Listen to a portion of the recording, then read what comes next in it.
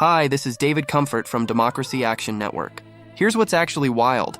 The latest budget bill passed by the House allocates a staggering $150 billion to immigration enforcement through 2029, with ICE receiving a jaw-dropping $45 billion. That's more than any other federal law enforcement agency. Ever notice how we're prioritizing funding for immigration enforcement over essential services like healthcare and education?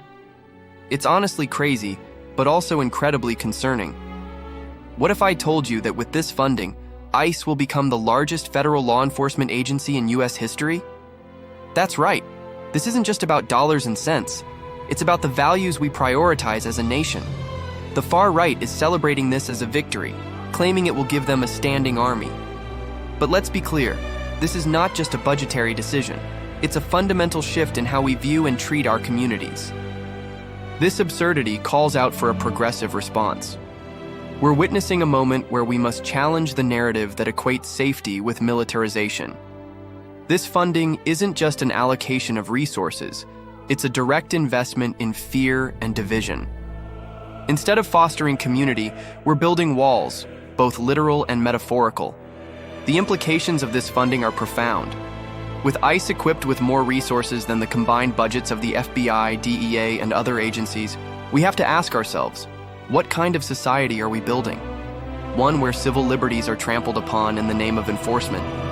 This is where we must pivot to inspiring takeaways. History teaches us that every big problem is a puzzle waiting to be solved. We've seen movements rise against oppressive systems, from civil rights to labor rights, where communities came together to challenge the status quo. The solution lies in unity, advocacy, and a commitment to justice. We need to mobilize, educate, and empower our communities to push back against this militarization of immigration enforcement.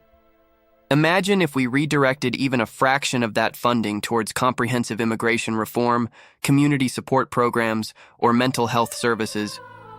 What if we invested in pathways to citizenship instead of pathways to detention? This is where the real progress happens, not through fear, but through understanding, compassion, and the belief that everyone deserves a chance to thrive. So, let's channel our energy into solutions. We can advocate for policies that prioritize humane treatment, dignity, and respect for all individuals, regardless of their immigration status. Together, we can dismantle the narrative that pits us against one another and instead build a society rooted in empathy and justice. In closing, let's hold on to hope. The challenges we face are significant, but they are not insurmountable. We are capable of creating change, of fostering a society that values humanity over militarization. As we move forward, let's remember that together, we can turn these big problems into opportunities for positive transformation. The future is bright if we choose to make it so. This is David Comfort from Democracy Action Network. Peace. You can sign up for Dan by scanning this QR code.